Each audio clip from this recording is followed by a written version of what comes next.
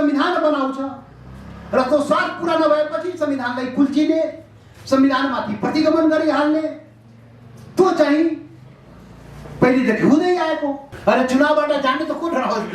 चुनावबाट जाने जनताबाट जानबाट डराउनुहुन्न। यो चुनाव मात्रै समस्याको म यति अघिदेखि भन्दैछु, यो संसद पुनर्स्थापन या चुनाव मात्रै समस्याको समाधान होइन के, एकल देश होइन के, यो एकल होइन, यो खाली मधेसीको देश होइन, यो खाली जनजातिको देश होइन, खाली बाहुनको देश होइन, यो सबैको देश हो। त्यसैले सबैको लागि नियम कानुन संविधान बनाउनु पर्यो।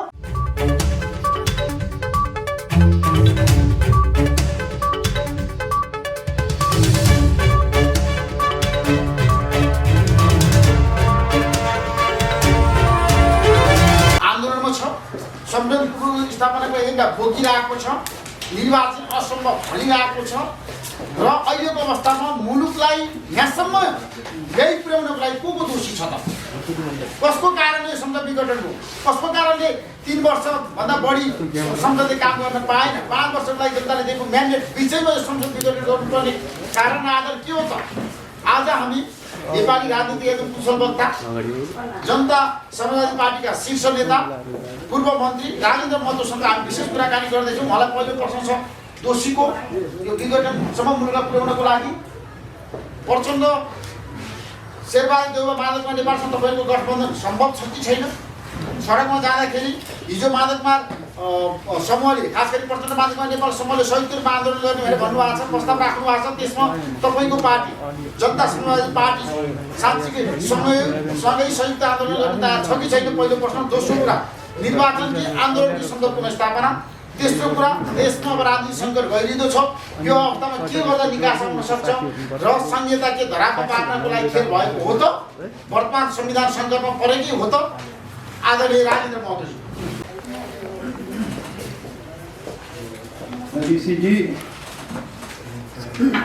र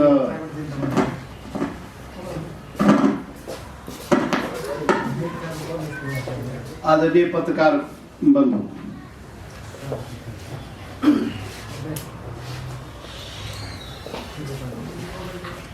आज कुन गीत गाउने हो खोइ? मौसम अनुसारको गीत गाउनु पर्यो। अहिले त प्रतिगमनकै गीत भइरहेको हो, त्यसैले ऋषिले पनि प्रतिगमनकै गीत गाउनु पर्यो भनेर भने हो।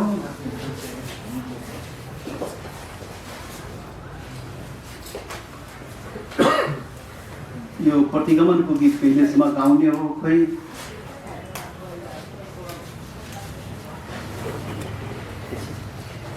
यो जुन प्रतिगमन भयो, किन आश्चर्य लाग्यो ऋषिजी? आश्चर्य के को?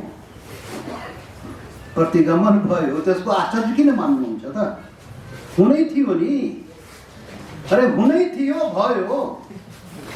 संविधानमा प्रतिगमन भयो, को भयो?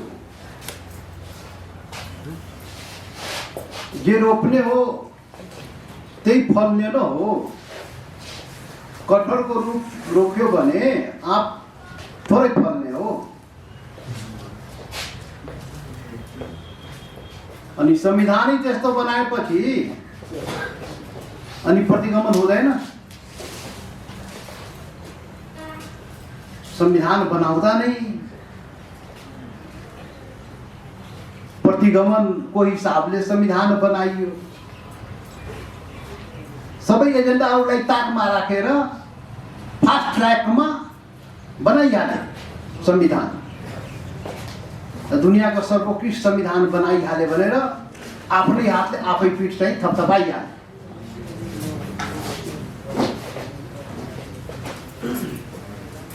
बनाउँदै खेरि दोषपूर्ण संविधान बनाएपछि स्वार्थको रक्षाको लागि केही सम्भ्रान्तहरूले आफ्नो स्वार्थ रक्षाको लागि संविधान बनाउने गरेका छन्। नेपालमा, हाम्रो देशमा जनताको लागि थोरै संविधान बन्या हो र बनाउने चलन छ यहाँ। अरे आफ्नो स्वार्थको लागि, आफ्नो हित रक्षाको लागि संविधान बनाउने सम्भ्रान्तहरूले, र त्यो चाहिँ स्वार्थ पूरा भएन भने संविधानलाई कुल्चेर पनि अगाडि बढिहाल्ने, संविधान माथि नै कु गरेर अगाडि बढ्ने। त्यो पहिलोचोटि भएको हो र।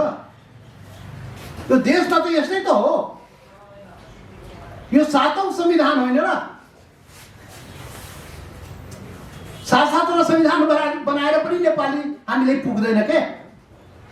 संविधान बनाउँदै अनि संविधानमा कु गर्दै प्रतिगमन गर्दै, यही त धन्दा।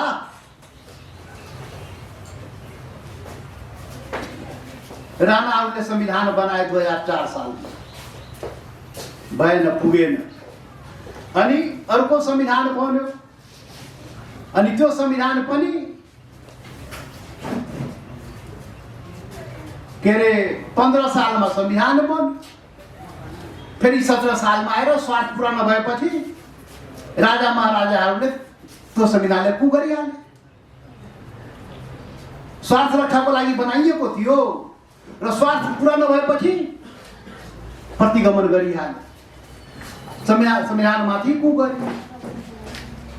62-63 मा हामी आन्दोलन गर्यौं, अर्को संविधान ल्यायौं।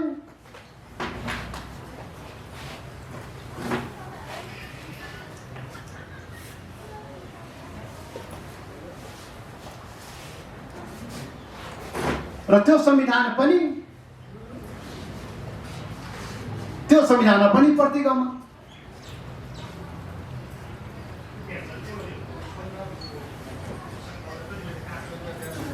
त्यो संविधान पनि आफ्नो हित रक्षा नभएपछि त्यसको चाहिँ प्रतिगमन गरेको थियो। 62-63 त्यत्रो आन्दोलन भयो। अन्तिम संविधान हामी बनायौं सहमतिले। 7 दल 8 दल हामी सबै मिलेर चाहिँ आन्दोलन गर्यौं। नेपालको अन्तिम संविधान एउटा सम्झौताको दस्तावेज थियो। त्यो संविधानमा पनि कु गरिहाल्यो, प्रतिगमन गरिहाल्यो। त्यो अन्तिम संविधानका प्रावधानहरूलाई पछि धकेल्दै चाकमा राख्दै अनि धेरै मामला पछि हटिहाले। प्रतिगमन त पछाडि जानु न हो, पछाडि गइहाले। जनताको अधिकार पहिचानको माला पछाडि गइहाले। विभिन्न आन्दोलनहरू देशमा भएको थियो। त्यो आन्दोलनका एजेन्डाहरू, यी पार्टीहरू आन्दोलन गर्ने, संविधान बनाउने पार्टीहरू, कांग्रेस, एमाले, माओवादी पार्टीहरू धेरै सङ्घर्ष गरे। माओवादी त के अरे 10 वर्ष लडाइँ नै गर्यो, जनयुद्ध गरेर। अनि त्यत्रो मान्छे 17 हजार मान्छे चाहिँ कुर्बानी दिए। र त्यो आन्दोलनको एजेन्डा संविधान बनाउँदाखेरि कहाँ गयो? प्रतिगमन भएन। त्यो जनता जसको लागि शहादत दियो त्यो अनुसार त संविधान नबनाएपछि त के भने त्यसलाई? प्रचण्डले प्रतिगमन गरेन संविधान बनाउँदाखेरि।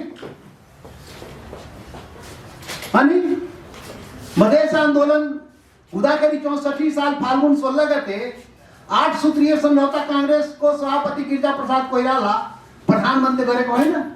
प्रचण्ड र माधवजीको सहमतिमा, एमाले र माओवादीको सहमतिमा कांग्रेसले गर्यो।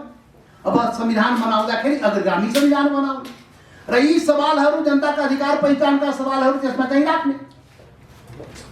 अनि त्यो 8 बुँदे सम्झौता संविधान बनाउँदाखेरि के भयो? प्रतिगमन गरिहाले। त यो त संविधान बनाउँदाखेरि नै यी संविधान निर्माण गर्नेहरू, बनाउनेहरू, यो ओली, प्रचण्ड को थियो संविधान बनाउने? देउपाजी, कोइरालाजी हुनुहुन्थ्यो त्यति बेला प्रतिनिधि। कांग्रेस, एमाले, माओवादी प्रतिगमन त गरे हो।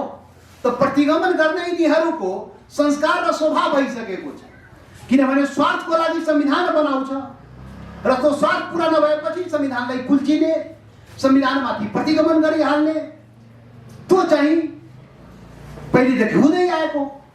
अब हुँदै अब अहिलेको श्री 5 महाराज केपी ओली महाराजजीले चाहिँ अब उहाँको स्वार्थ पुरा नभएपछि उहाँले पनि ल संविधानमा लेख्दै नभएको कुरा चाहिँ उहाँले पनि गरिहाल्ने। उहाँ पनि के त चोरमाथि चकार लागिहाल्ने। अब एउटा कहावत छ के, चोरहरू मिलेर चोरी गरेर ल्यायो।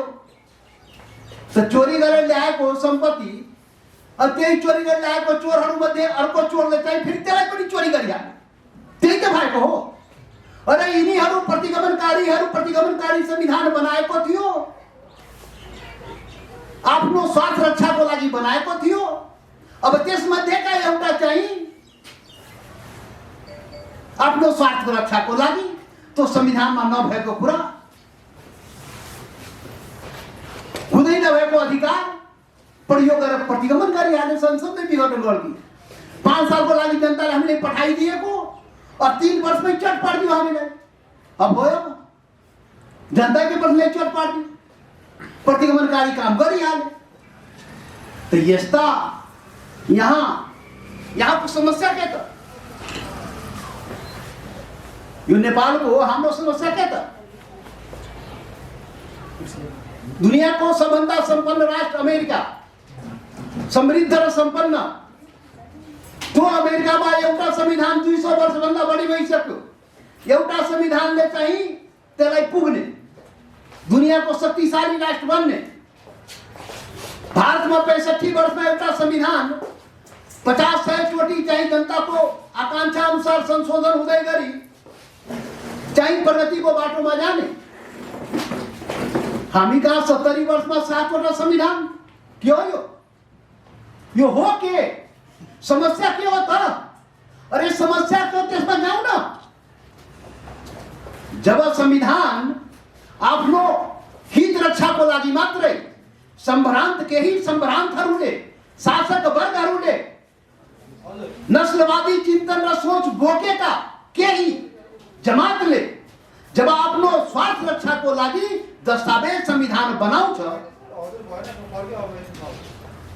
र जनताको लागि बनाउँदैन त हाल त यस्तै न हो। 7-7वटा संविधान बनाए पनि नपुग्ने। त हाम्रो संविधान राम्रो संविधान कहिले पनि नबन्। किन हाम्रो नभएपछि राम्रो कसरी बन्नु? त्यो त केहीको लागि बनाइएको न हो। केही सम्भ्रान्तले, नस्लवादी चिन्तन बोकेका केहीले वर्ग, शासकीय प्रवृत्ति, चिन्तन र सोच राखेका आफ्नो लागि संविधान बनाउँछ, जनताको लागि बनाउँदैन। अनि त्यो संविधान स्वार्थको लागि बनाइएको संविधान स्वार्थ पूरा नभएपछि के भन्छ नि कुल्चिहाल, प्रतिगमन गरिहाल।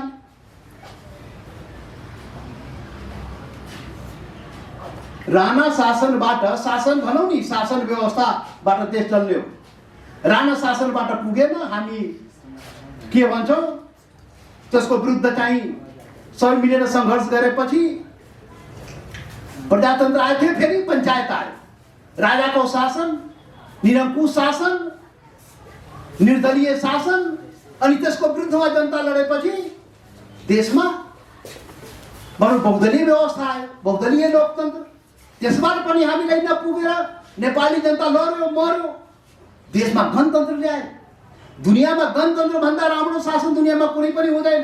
सर्वोत्कृष्ट शासन भनेको, जनताको शासन भनेको गणतन्त्र हो। तर यो गणतन्त्र शासन पनि सबैको शासन हुन सकेन, त्यही सम्भ्रान्तहरूको शासन हुन गयो। त संविधान र व्यवस्था जब सम्भ्रान्त वर्गले आफ्नो स्वार्थमा मात्रै प्रयोग गर्ने गर्छ, त्यति बेला यस्ता दुर्घटना देशमा हुन्छ र पटक पटक हुने गरेको छ। र यो नेपालमा पनि पटक पटक हुने गरेको छ। त्यसैले आश्चर्य के मान्नु? जे रोप्ने त्यही पाउने हो, जे रोप्ने त्यही फल्ने हो। रक्षक नै भक्षक भएपछि गर्ने के त? संविधानको रक्षक प्रधानमन्त्री सरकार हुने होइन, शासक हुने होइन, शासक वर्ग। अनि त्यही शासक वर्ग त्यो संविधानको भक्षक हुन्छ। किनभने स्वार्थको लागि बनाइएको, स्वार्थ नपुरा भएपछि त्यसलाई कुल्चिहाल्ने, मिल्चिहाल्ने, प्रतिगमन गरिहाल्ने, यही धन्दा भएको छ पटक पटक। अहिले पनि केपी महाराजले त्यही धन्दा गरेको। यो कुरा हामीले बुझ्नुपर्छ। अब यसको समाधान के त? पुनर्स्थापन। यो चाहिँ नारा अहिलेको, हामी गीत गाइरा पुनर्स्थापन गरिदेऊ, गरिदेऊ, यही हो हाम्रो समाधान। हो न?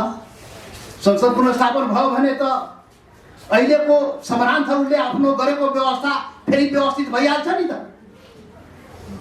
पहिले राजा महाराजाले आफ्नो लागि गरेको व्यवस्था व्यवस्थित हुन्थ्यो, अहिलेका हाम्रा सम्रान्थहरूले आफ्नो लागि गरेको व्यवस्था फेरि ट्र्याकमा आउँछ। हाम्रो पनि 2 साल अझै जागिर चाहिँ बाँकी छ। त त्यो त तत्कालीन जुन अवस्था हो, प्रतिगमन भएको संविधान चाहिँ हुँदै नभएको कुरा चाहिँ प्रयोग गरे स्वार्थको लागि, त्यसको चाहिँ संसद पुनर्स्थापन त्यसको जवाब हो। तर हो यही समाधान, स्थायी समाधान भनेको हो यो होइन, किनभने फेरि पनि प्रतिगमन गर्छ र फेरि संसद पुनर्स्थापन भएपछि फेरि कुनै महाराजा आउँछ अनि त्यसलाई प्रतिगमन गर्छ। त यो स्थायी समाधानै होइन त के हो त? यो नेपालको समस्या के हो र यसको समाधान के हो त? अब यो भनेको कसको असफलता भन्ने? कुन पार्टीको असफलता भनिदिउ कि? यो कांग्रेस एमाले माओवादी कांग्रेस कम्युनिस्टको असफलता भनिदिउ कि? कुनै व्यक्तिको असफलता भनिदिउ कि? यो केपी ओली महाराजको असफलता हो, यो चाहिँ प्रचण्डको असफलता हो, यो द्रौपदीको असफलता हो? कसको असफलता के भनिदिउ?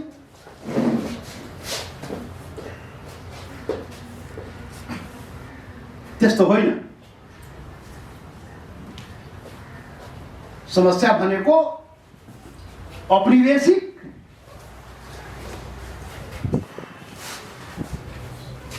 राज्य व्यवस्था।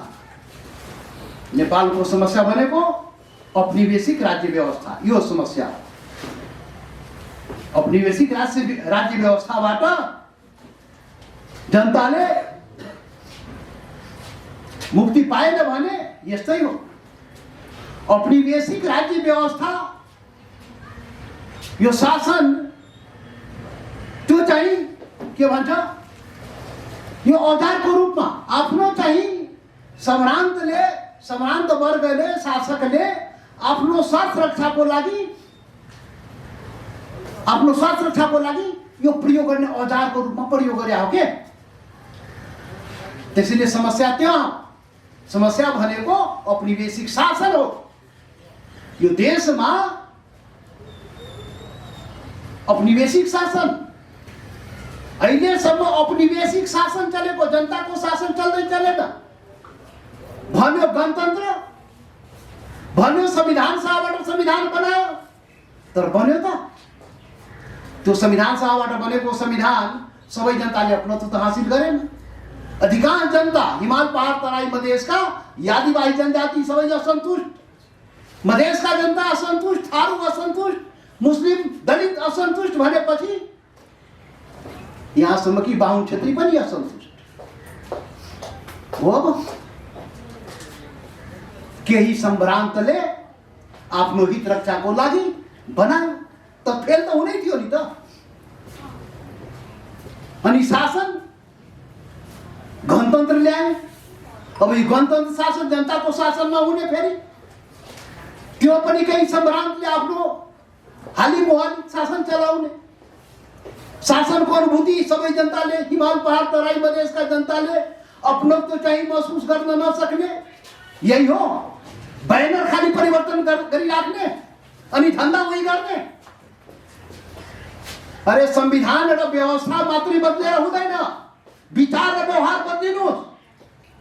विचार व्यवहार बदलेन भने यो खाली संविधान पटक पटक 7-7 पटक बदलेर राणा शासनबाट गणतन्त्रसम्म आएर पनि जनता चाहिँ अनुभूति गर्न नसक्नु, उसको अधिकार पहिचान पर्दैन, त्यो अवस्था नआउनु के हो? समस्या त्यहाँ हो। त्यसैले त्यो समस्याको समाधान खोज्नु पर्छ। त्यो समाधान भनेको के हो?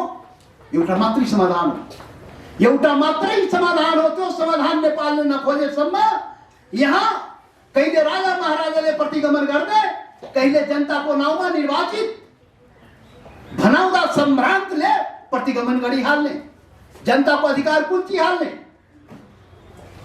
र दुनियाँलाई के अरे भन्छ नेपाललाई दुर्गतितर्फ लैजाने, दुनियाँको गरिब राष्ट्रभन्दा गरिब राष्ट्रको दर्जामा लैजाने प्रकृतिले सब थोक नेपाललाई दिएको छ। दुनियाँको सबभन्दा केवल सम्पन्न राष्ट्र हुने अवस्था, समृद्ध राष्ट्र हुने अवस्थामा पुर्याउने प्रकृतिले वरदान दिएको छ। चाहे जल स्रोत हो, पर्यटन होस्, जनक बुद्ध जन के देश होस्, हिमालय हो, सारा त नेपालमा छँदैछ नि, खोइ त। दुनियाँको सबभन्दा गरिब राष्ट्र हुनुपर्ने, 50 लाख हाम्रा जनशक्ति चाहिँ हाम्रा युवाहरू चाहिँ विदेशमा जानुपर्ने, अनि के को लागि शासन, के को लागि सरकार? यसैको लागि हो। अरे सम्भ्रान्तहरू, अहिले पनि चेताऊ, अहिले पनि जनताको लागि संविधान र शासनको उपाय गर, नत्र जनता त कहिले छोरा छ, एउटा सीमासम्म नै बर्दाश्त हुने हो।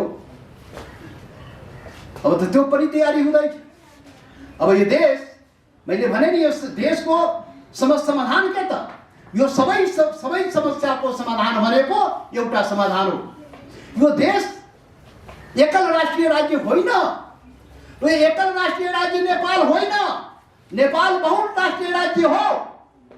र जबसम्म एकल राष्ट्रिय राज्यको चिन्तन सोचबाट, नस्लीय चिन्तन सोचबाट केही सम्भ्रान्तहरूले देशको संविधान र शासनको दुरुपयोग गर्छ, तबसम्म नेपालको अवस्था यही हो। त्यसैले यो नेपाल समाधान भनेको एकल राष्ट्रिय राज्यबाट बहुल राष्ट्रिय राज्यमा नेपाललाई परिवर्तन गर्नुपर्छ। यो देश सबैको देश हो। यो हामी सबैको, हिमाल पहाड तराईमा बस्ने आदिवासी जनजाति, मधेसी, थारू, दलित, मुस्लिम, महिला, हामी सबै बाहुन क्षेत्री, हामी सबैको देश हो। यो सबैको देश बहुलताले भरिएको देश हो। त्यसैले बहुल राष्ट्रिय राज्यको स्थापना हामीले गर्न सक्नुपर्छ र सोही चिन्तन र सोचको आधारमा नियम कानुन संविधान बनाउने हो र सोही चिन्तन र सोचको आधारमा शासन चलाउने हो। अनि मात्रै देशको जनता, सम्पूर्ण देशको जनता अपनत्व हासिल गर्छ। संविधान प्रति, शासन प्रति उसको सम्मान, पहिचान प्रतिको चाहिँ आकांक्षा पूरा हुन्छ। त्यसैले नेपालको जुन समस्या हो, यो समस्या समाधान यसरी हुने हो। यो किस्ताबन्दीमा प्रतिगमन, किस्ताबन्दीमा चाहिँ पुनर्स्थापन, यो त किस्ताबन्दीमा हुने, यो किस्ताबन्दीमा अब गर्नु हुँदैन। हामी यसको लागि सोच्नुपर्छ। नेपाल सम्पूर्ण नेपालीको नेपाल बनाउने अवस्था बनाउनु पर्छ। नेपाल सबै नेपालीको हो। सबै नेपालीको अनुभूति हुने संविधान र अनुभूति हुने शासन, त्यो अनुसार गर्यो भने नेपाल समृद्धि, यो केपी ओलीको नारा मात्रै सीमित रहेको सुखी नेपाली, समृद्ध नेपाल, यो नारा मात्रै सीमित रहेको नारालाई नेपाली जनता वास्तविकता परिवर्तन गर्न चाहन्छ र त्यो यो धन्दाले हुँदैन। यो केपी ओली मार्का, प्रचण्ड मार्का, देउपा मार्का काम धन्दाले हुँदैन। यो नस्लीय चिन्तन सोच बनाएर त्यो चाहिँ एकल राष्ट्रिय राज्यको चिन्तनबाट यो देश चाहिँ बन्दैन। त्यसैले त्यो समाधान हो। स्थायी समाधान भनेको त्यहाँतर्फ बहुल राष्ट्रिय राज्यको रूपमा नेपाललाई स्थापित गर्ने, त्यो यो समस्याको समाधान हो। मलाई लाग्छ यो चाहिँ यो स्थायी समाधान नेपालको समृद्धि प्रगतितर्फ जाने र जनताको मान सम्मान, अधिकार र पहिचान प्रतित्वको जुन सवाल हो त्यो पुरा गराउन यसको लागि यो आवश्यक हो। यो मेरो आग्रह हो र मेरो विचार हो। केही यहाँहरूको विचार छ भने भन्नुहोस्, केही सवाल छ भने भन्नुहोस्। उही हो, यही सम्भ्रान्तहरू आफ्नो हित रक्षाको लागि कहिले प्रतिगमन गर्ने, कहिले चुनाव गर्ने, अनि चुनाव गराएर फेरि संसद बनाउने, फेरि प्रतिगमन गर्ने, यो धन्दा, यो सर्कल हो के? राणा शासनबाट हुँदै फेरि राणा शासन पुर्याउनु लाग्यो होइन? कहाँ पुर्याउने हो? त्यसैले यो चाहिँ चुनाव मात्रै होइन। मैले जुन भने नि, बहुल राष्ट्रिय राज्यको स्थापना नेपालमा हुनुपर्छ, त्यो अनुसारको व्यवस्था, त्यो अनुसारको शासन गर्नुपर्छ। यो चुनाव चाहिँ यो त यी आफ्नो हित रक्षाको लागि योलाई कुर्सीबाट हटाउने, उसलाई राख्ने, बस्छु, ऊ के हो? कम्युनिस्ट पार्टीमा झगडा के हो? म कुर्सीमा बस्छु भन्दा भयो, म बस्छु, त्यही त झगडा हो। अनि त्यो झगडाको परिणाम चाहिँ संविधानमाथि को भयो। त्यसैले स्थायी समाधानको बाटो खोज्नुपर्छ। चुनाव त चुनावै हो नि, जनतामा लोकतन्त्रमा चुनावबाट त भाग्नु हुँदैन, चुनावमा त जाने नै हो नि त। तर यो जुन समस्या हो, यो देशको त्यो समस्यामा पनि हामीले विचार गर्नुपर्छ।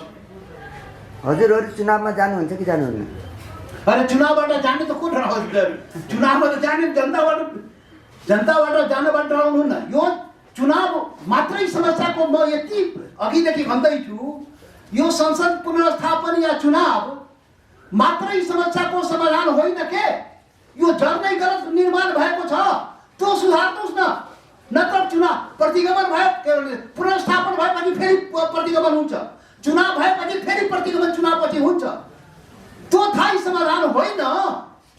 त्यसले किस्ताबन्दीमा यो प्रश्न पनि नगरौँ र मिडियाका साथीहरू पनि यो देशको समृद्धि र प्रगतिको लागि सोचौँ। यो जुन वास्तवमा जुन समस्या हो, साथसाथै संविधान बनाउन नपुग्ने, गणतन्त्रसम्म ल्याएर पनि नपुग्ने, के हो यो? हो के त? समस्या त केही न केही छ नि भित्र। त्यसैले त्यसमा जाउँ। यो किस्ताबन्दीमा फलानाका एजेन्डा, यो सम्राट धनुको केही एजेन्डा केपी ओलीको होला, केही एजेन्डा प्रचण्डको होला, केही एजेन्डा देउपाको होला। यसैमा त चक्कर लागिरहेको नेपाल। काङ्ग्रेस एमाले माओवादीको गोल चक्करमा देश फसेर बर्बाद भयो। अब त्यसबाट निकाल्नुहोस् र यो देश सबैको हो, बहुराष्ट्रिय राज्य स्थापना गरौँ र देशलाई समृद्धितर्फ लैजाउँ। यही समाधान हो। भोलि हजुरले कस्तो गर्नुहुन्छ त? भोलि प्रधानमन्त्री कुर्सीमा पुग्नु, देश कता पुर्याउनुहुन्छ त हजुरले पनि? के अरे? भोलि प्रधानमन्त्री कुर्सीमा तपाईँ पुग्नुभयो भने जुन अहिले केपी शर्मा ओलीले घुमाएको जसरी घुमाउनुहुन्छ कि कसरी लानुहुन्छ देश? हाम्रो मैले जुन भन्यो नि, बहुराष्ट्रिय राज्यको स्थापना भइसकेपछि जोसुकै जनताको छोरा प्रधानमन्त्रीमा गए पनि केही फरक पर्दैन। यो राज्यको संरचना गलत हो, संविधानको संरचना गलत हो। यो सबैको लागि न संविधान बन्यो न व्यवस्था प्रयोग भयो के। बहुराष्ट्रिय राज्यको रूपमा लैजाउँ। यो एकल राष्ट्रिय राज्य होइन, यो सबैको साझा फुलबारी हो, सबैको शासन, सबैको संविधान। त्यो नबनाएसम्म जो प्रधानमन्त्री भने पनि उही हो, गोल चक्कर घुमिरहन्छ। बोली मात्र मिठो गर्नुहुन्छ नेताजीहरूले, तर काम चाहिँ बोली होइन। अब काम तपाईँहरू लेख्नु नि त मिडियाका साथ लेखौँ, राम्रो कामको लागि लेखौँ नि त, राम्रो काम होस् भने लेखौँ नि त। अनि यिनीहरूको एजेन्डा लिएर दौडेर हुन्छ? कहिले केपीको एजेन्डा लिएर दौड्यो, कहिले प्रचण्डजीको एजेन्डा, कहिले देउपाजीको एजेन्डा। यो गोल चक्करमा नफस्नुहोस् न। अरे देश जनताको एजेन्डा लिएर हिँड्नुहोस् न। जनताको एजेन्डा भनेको यो सबै जनता केमा चाहिँ बाँधिन्छ, त्यो एजेन्डा हो जनताको के। यो बहुलताले भरिएको देश हो, यो सबैको देश बनाऊ के, त्यो समाधान। हजुरले बनाउन सक्नुहुन्छ त सबैको देश? बिल्कुल। हामी त त्यो लिएर अगाडि बढिरहेको, हाम्रो त एजेन्डै त्यही हो। त्यसको लागि वैकल्पिक शक्ति निर्माण हुनुपर्छ। सुन्नुहोस् न, यसको लागि वैकल्पिक शक्ति निर्माण गर्नुपर्छ। यो एजेन्डाको लागि त हामीले भनिरहेको, यो गोल चक्करबाट नेपाली जनता निस्किनुपर्छ र बहुराष्ट्रिय राज्यको निर्माणको लागि हामी सबै भिड्नुपर्छ। म एक्लै भिडेर हुँदैन, हामी सबैको बनाउनेपछि एकजनाले हुन्छ गरेर हुन्छ? यो एकजनाले गरेर बिग्रेको हो। अनि के भयो त? अस्ति आन्दोलन हुँदाखेरि के भयो त? केपी ओली जिन्दाबाद, केपी ओली जिन्दाबाद, खोक्ला राजपाट जिन्दाबाद। अनि पायो के त नेपाली जनता? भन्नुहोस् न।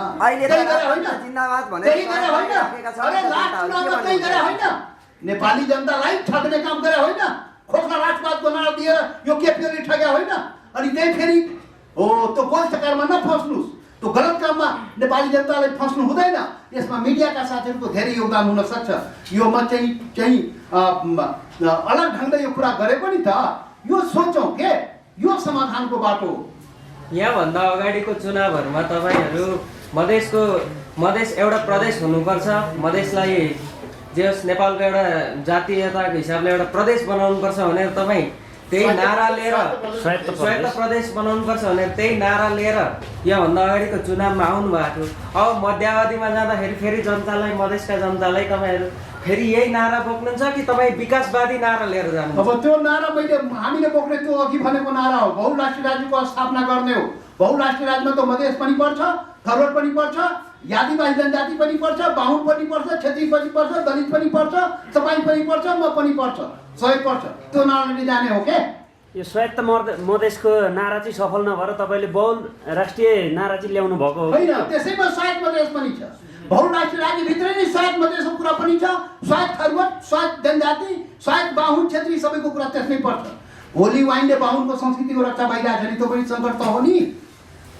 अहिले आएर तपाईँहरू केपी ओलीको विरोध गर्दै हुनुहुन्छ। कुनै समयमा त तपाईँहरू पनि केपी ओलीकै समर्थन गरेर सरकारमा जानुभएको थियो, त्यतिखेर चाहिँ के अब त्यो त- जानुभएको थियो र के भाग पाउनु भएन र तपाईँहरू अहिले विरोध गर्दै हुनुहुन्छ? यो त गोल चक्करमा, यो त पुरै नेपालै गोल चक्करमा घुमिरहेको नि त।